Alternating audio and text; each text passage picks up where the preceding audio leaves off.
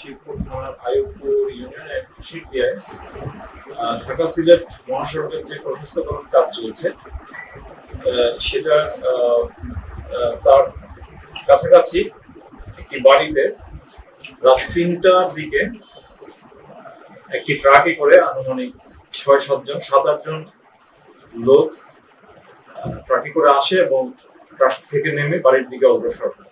তো বাড়ির যে বাসিন্দা তারা একটা টের পেয়ে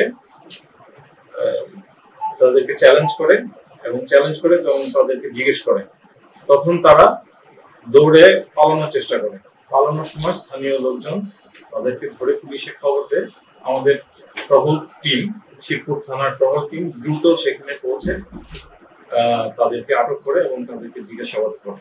জিজ্ঞাসাবাদে তারা জানায় যে তারা এখানে ডাকাতির উদ্দেশ্যে এসেছিল এবং তারা যে ট্রাকটিতে করে এসেছিল সেই ট্রাকটি জব্দ করা হয়েছে এবং তাদের কাছ থেকে ডাকাতি করার যে সরঞ্জামাদি যেমন কাটার, রেঞ্জ, তারপর লোহার রড ইত্যাদি পাওয়া যায়।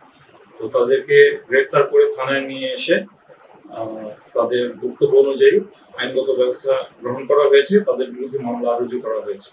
এছাড়াও একই দিন জয়নগর ইউনিয়ন, শিবপুর থানার জয়নগর ইউনিয়নে চুরি করার সময় 2 জন গরু চোরকে স্থানীয় লোকজন আটক করে এবং পুলিশে সোপর্দ করে।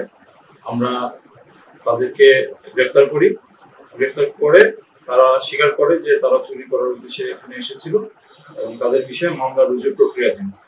আর যে ডাকাতির জন্য যারা এসেছিল তারা তাদের কেউই নরসিংদী জেলার বাসিন্দা না, বিভিন্ন নরসিংদীর বাইরে দেশের বিভিন্ন জেলার বাসিন্দা তারা, এবং আমরা তাদের বিরুদ্ধে মামলা রুজু হয়েছে এবং জিজ্ঞাসাবাদ করছি যে তাদের সাথে আরো কেউ জড়িত ছিল কিনা এবং আইনগত ব্যবস্থা প্রক্রিয়াধীন রয়েছে।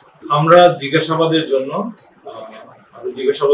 আমরা পুলিশ হেফাজতের জন্য আবেদন করা হবে এবং জিজ্ঞাসাবাদ এবং তদন্ত সাপেক্ষে আমরা জানতে পারবো যে তাদের নামে আরো মামলা রয়েছে কিনা এবং তাদের সাথে আর কেউ জড়িত রয়েছে কিনা।